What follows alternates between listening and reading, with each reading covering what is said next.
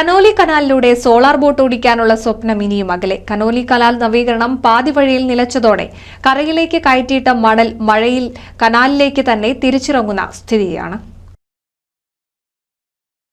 കനാലിന്റെ ആഴം കൂട്ടുന്ന പ്രവൃത്തികൾ പൂർത്തിയായെങ്കിലും തുടർന്നുള്ള നടപടികൾ ഇഴഞ്ഞു നീങ്ങുകയാണ്. പൊന്നാനി താലൂക്കിൽ പൊന്നാനി അങ്ങാടിപ്പാലം മുതൽ പെരുമ്പടപ്പ് വരെയുള്ള ഭാഗത്തെ 1.5 മീറ്റർ ആഴമാണ് കനാലിൽ വർദ്ധിപ്പിച്ചത്. കനാലിൽ നിന്നും ശേഖരിച്ച മണൽ ഇരുകരകളിലുമായാണ് കൂട്ടിയിട്ടിരുന്നത്. ഇതാണ് മഴയിൽ തിരികെ കനാലിലെത്തുന്നത്. ബോട്ട് സർവീസ് ഉടൻ പുനരാരംഭിച്ചില്ലെങ്കിൽ മണൽ പൂർണ്ണമായും കനാലിലെത്തും. സോളർ ബോട്ട് ഓടിക്കുന്നതിന് തടസ്സമായി കനാലിലുള്ള നടപ്പാലങ്ങളും പൊളിച്ചു നീക്കാനായിരുന്നു തീരുമാനം. എന്നാൽ ഇക്കാര്യത്തിലും നടപടികൾ മന്ദഗതിയിലാണ്. 2 കോടി രൂപ ചെലവിലാണ് കനോലി കനാൽ നവീകരണം നടപ്പാക്കുന്നത്. ആഴം കൂട്ടുന്ന പ്രവൃത്തികൾക്ക് ശേഷം കനോലി കനാൽ തീരം സർവേ ചെയ്യുകയും കയ്യേറ്റങ്ങൾ തിരിച്ചുപിടിക്കുന്ന നടപടികളും നടത്താനാണ് തീരുമാനം. എന്നാൽ റവന്യൂ വിഭാഗം ഇക്കാര്യത്തിൽ മെല്ലെപ്പോക്കാണെന്നാണ് ആക്ഷേപം.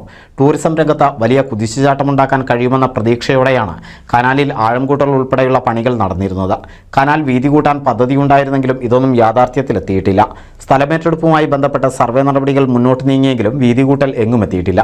കനാലിന് 45 മീറ്റർ വീതി ഉറപ്പാക്കാനായിരുന്നു പദ്ധതി. കനാലിൽ ബോട്ടുകൾക്ക് ഭീഷണിയായി നിൽക്കുന്ന പാലം ഉയർത്തി നിർമ്മിക്കാനും പദ്ധതികൾ ഉണ്ടായിരുന്നെങ്കിലും ഇതൊന്നും നടപ്പായിട്ടില്ല. ടൂറിസം രംഗത്ത് വലിയ മുന്നേറ്റമുണ്ടാക്കുന്ന പദ്ധതിയാണ് ഇഴഞ്ഞു നീങ്ങുന്നത്. NCV news Ponnani. അതിരുകളില്ലാത്ത ഷോപ്പിംഗിന്റെ വിസ്മയാനുഭവം ഇനി എടപ്പാളിലും. പൂർണിമ ടെക്സ്റ്റൈൽസ് ഒരു ഫാമിലിക്ക് ആവശ്യമായ എല്ലാവിധ തുണിത്തരങ്ങളും ഇനി ഒരു കുടക്കീഴിൽ നിങ്ങൾക്കായി ഒരുക്കിയിരിക്കുന്നു. Poornima textiles, Al Madina complex, Calicut road, Edappal.